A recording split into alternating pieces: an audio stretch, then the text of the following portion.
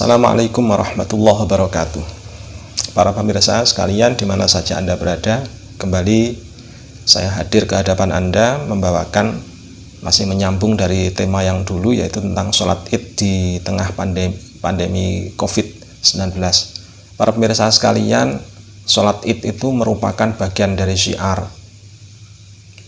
Jadi sholat itu merupakan bagian dari syiar. Karena berpedoman atau berpandangan bahwasanya sholat id itu merupakan bagian dari syiar, akhirnya kemudian terjadi ikhtilaf di antara kalangan para ulama. Ikhtilafnya itu terkait dengan hukum. Kalau jumhur ulama memandang bahwasanya hukumnya adalah sunnah muakkadah. Jadi hukumnya sunnah muakkadah, sunnah yang hampir mendekati wajib. Demikian kalau dulu almarhum Kiai membahasakan. Jadi sunnah yang mendekati wajib. Kalau dalam madhabnya Imam Hanafi, itu disebutkan bahwasannya hukumnya itu bukan sunnah muakkadah tapi fardu kifayah. Jadi fardu kifayah. Kalau dalam satu desa di situ kok tidak ada orang yang mendirikan sama sekali, jadi tidak ada orang yang mendirikan sama sekali, maka satu desa itu berarti kena dosa semuanya. Nah, mengapa pandangan ini kok terjadi perbedaan? Disebabkan karena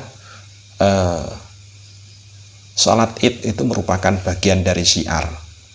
Bahkan saking pentingnya bahwa sholat id merupakan bagian dari syiar, Rasulullah Shallallahu Alaihi Wasallam itu pernah bersabda, di amarona Rasulullah. Ini dari hadisnya Ummu Atiyah yang sempat saya kutip. Jadi dari Ummu Atiyah radhiyallahu anha, amarona Rasulullah sallallahu alaihi wasallam an nukhrijahunna fil fitri wal adha al awatiqa wal khuyyadha wa dawatal khudur fa ammal haidu fayatazilanna shalah wa yushhidnal khair wa da'watal muslimin. Qultu ya Rasulullah, ihdana la yakunu laha jilbabun. Qala litul bisha ukhtuha min jilbabiha. Dalam suatu keterangan hadis ini terdapat di dalam kitab Sahih Bukhari, kalau tidak salah nomor hadisnya 324. Ini kalau tidak salah, karena tadi sempat baca-baca tapi lupa tidak ditulis nomor hadisnya. Jadi ada nomor hadis 324, kalau hadis Muslimnya sekitar nomor 890-an kalau tidak salah, entah 898 atau 890-an, yang bunyinya yang semacam itu. Jadi mengisyaratkan semacam itu. Yang intinya adalah bahwasanya Rasulullah memerintahkan kaum perempuan pada waktu itu, jadi memerintahkan para sahabat pada waktu itu untuk mengajak kaum perempuan pada waktu hari raya Id dan hari raya Idul Adha untuk didatangkan ke tempat musalla atau tempatnya sholat, diselenggarakannya sholat id. Termasuk perempuan-perempuan yang diajak pada waktu itu perempuan awatik. Perempuan awatik itu perempuan yang baru balik, jadi baru menginjak usia balik.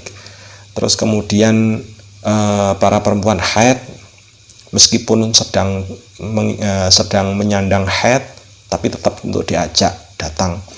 Terus kemudian gadis-gadis yang di pinggir, jadi dawatil khudur, hadis yang sedang mengalami pingitan, mereka diajak. Bahkan kemudian Ummu Atiyah ini kemudian bertanya kepada Rasulullah, Rasul, saudara kami itu enggak memiliki jilbab. Oleh Rasul kemudian dijawab, litul bisha ukhtuha min jilbabia. Ya dipinjami toh. Kalau enggak punya baju kurung, enggak punya baju kerudung, ya dipinjami. Supaya bisa datang ke tempat diselenggarakannya sholat id. Para pemirsa sekalian dimana saja Anda berada, hadis ini kemanya apa? Hadis ini sebenarnya adalah menceritakan, mengisahkan bahwasannya sholat id, sholat id baik itu Idul Adha maupun Idul Fitri adalah dua syiar Allah, adalah bagian dari syiar. Syiar itu ibaratnya mercusuar. ibaratnya sebuah tanda. Artinya gampangannya begini, kalau dalam suatu desa belum ada gema bahwasanya di Islam itu berkumandang di wilayah tersebut, jadi belum ada gema bahwasanya Islam itu berkumandang dan hijau lah gampangannya di wilayah tersebut, maka hukumnya adalah tetap memiliki kewajiban untuk melaksanakan syiar. Jadi untuk melaksanakan syiar, jadi menyuarakan Islam, menyuarakan Islam. Termasuk salah satunya adalah lewat sholat Idul Fitri atau lewat sholat Idul Adha. Makanya kemudian pada waktu dulu itu para perempuan-perempuan meskipun dia itu sedang haid itu diajak serta untuk datang ke tempat mushola. Tujuannya untuk apa? Ya untuk menyemarakkan. Hanya untuk menyemarakkan saja. Apakah mereka sholat Id? Enggak.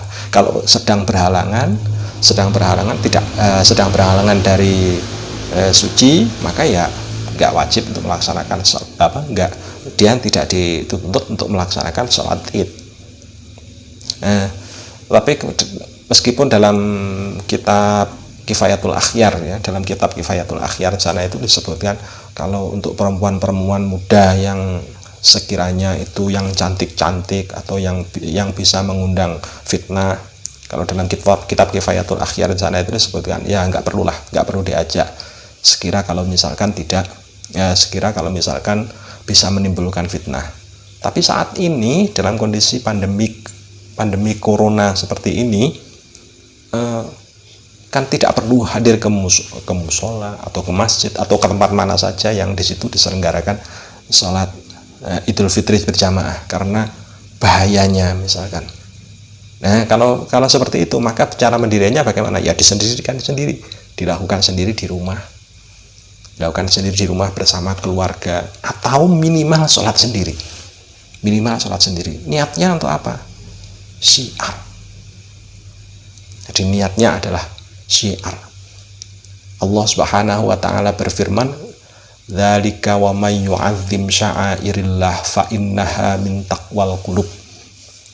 Barang siapa mengagungkan syiar-syiar Allah, maka sungguhnya itu, jadi orang yang mau mengagungkan syiar-syiar Allah itu, maka di dalam hatinya itu terbit ketakwaan, tersirat adanya ketakwaan. Takwa terhadap siapa? Ya takwa terhadap Allah. Itu tanda-tanda bagi orang yang mendirikan syiar. Jadi alhasil jangan meninggalkan salat Id. Tetap lakukan salat Id meskipun sendirian di rumah.